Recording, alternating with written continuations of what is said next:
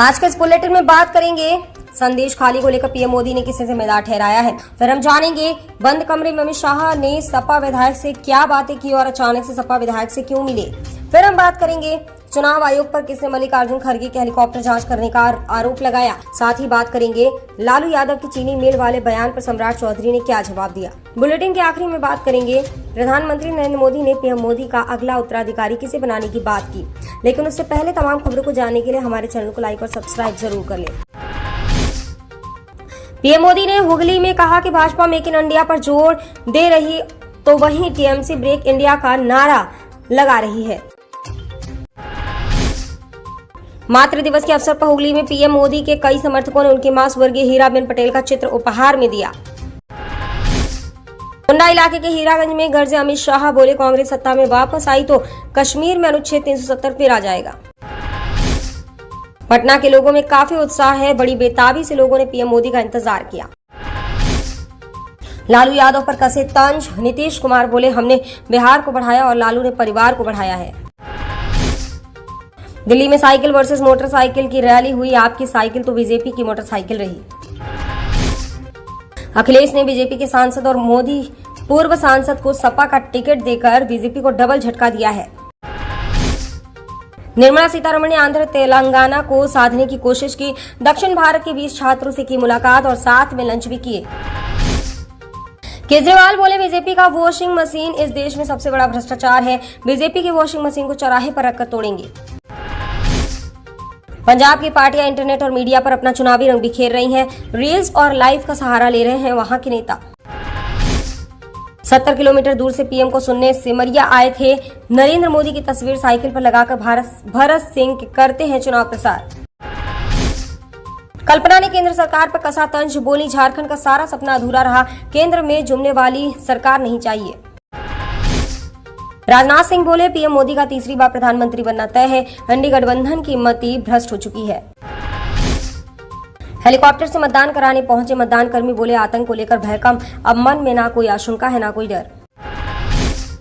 केजरीवाल के बयान पर प्रमोद आचार्य बोले पीएम मोदी से ज्यादा लोकतांत्रिक लोग दूसरा नेता नहीं है। तो चलिए अब बढ़ते हैं बड़ी खबरों की ओर, मगर तमाम बड़ी खबरों को जानने से पहले हमारे चैनल को लाइक और सब्सक्राइब जरूर कर लें।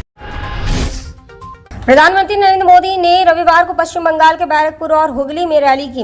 उन्होंने कहा बंगाल में टीएमसी की सरकार में राम का नाम नहीं लेने दिया जाता, रामनवमी नहीं मनाने दी जाती, सीएए का विरोध किया जाता है, ये तुष्टीकरण और वोट बैंक की राजनीति करते हैं। प्रधानमंत्री ने हाल ही में संदेश खाली में यौन उत्पीड़न के मामले में कथित वीडियो पर कहा पहले टीएमसी की पुलिस ने बचाया, अब टीएमसी ने एक नया खेल शुरू किया है। टीएमसी के गुंडे संदेश खाली की बहनों को डरा रहे हैं, धमका रहे हैं, सिर्फ इसलिए कि अत्याचारी का नाम शाहजहां शेख है। मोदी ने कहा यहाँ की तस्वीर बता रही है कि बंगाल में इस बार एक अलग ही माहौल है, कुछ अलग होने जा रहा है। कांग्रेस और इंडी अलायंस की वजह से पूर्वी भारत पिछड़ा रह गया, मोदी इसका विकास कर रहा है। प्रधानमंत्री ने बंगाल के लोगों को मोदी की 5 गारंटी भी दी। केंद्रीय गृह मंत्री अमित शाह रविवार को रायबरेली में अचानक सपा के बागी विधायक मनोज पांडे के घर पहुंच गए।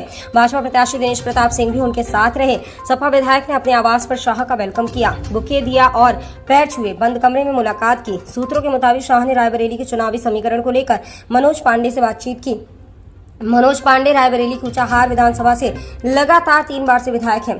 अखिलेश सरकार में मंत्री भी रह चुके हैं। ब्राह्मण वोट बैंक पर उनकी अच्छी पकड़ है। इसी साल फरवरी में राज्यसभा चुनाव की वोटिंग के दिन मनोज पांडे ने सपा के मुख्य सचेतक पद से इस्तीफा दिया था। इसके बाद क्रॉस वोटिंग की थी। पहले चर्चा थी कि भाजपा रायबरेली से मनोज पांडे को टिकट दे सकती है। हालांकि भाजपा ने योगी सरकार में मंत्री दिनेश प्रताप सिंह को टिकट दिया।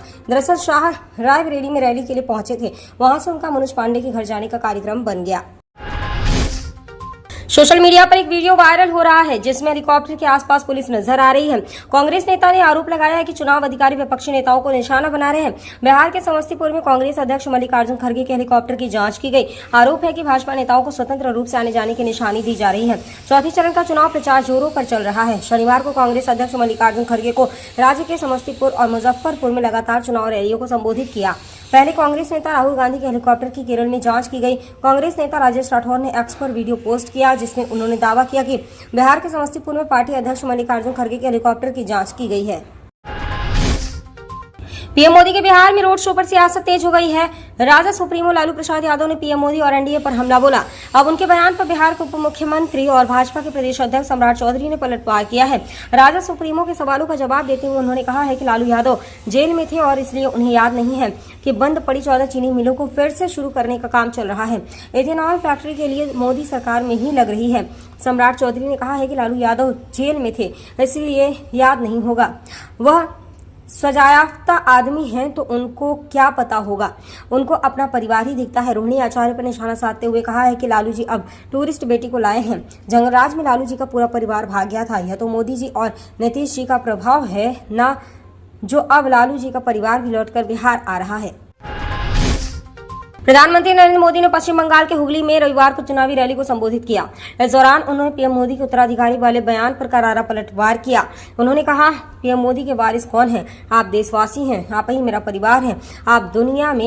इस दुनिया में आप लोगों के अलावा मेरा कुछ भी नहीं है। सामान्य तौर पर हमारे परिवार में जो बड़ा होता है उसकी इच्छा होती है कि वो मरने के बाद अपने वारिस को कुछ देकर जाना चाहता है, मगर मोदी के वारिस तो आप सब देशवासी हैं। आप ही मेरा परिवार है और आप ही मेरे वारिस हैं। जैसे परिवार का मुखिया अपने बच्चों के लिए कुछ छोड़कर जाना चाहता है, वैसे ही मैं भी विकसित भारत बनाकर जाना चाहता हूँ।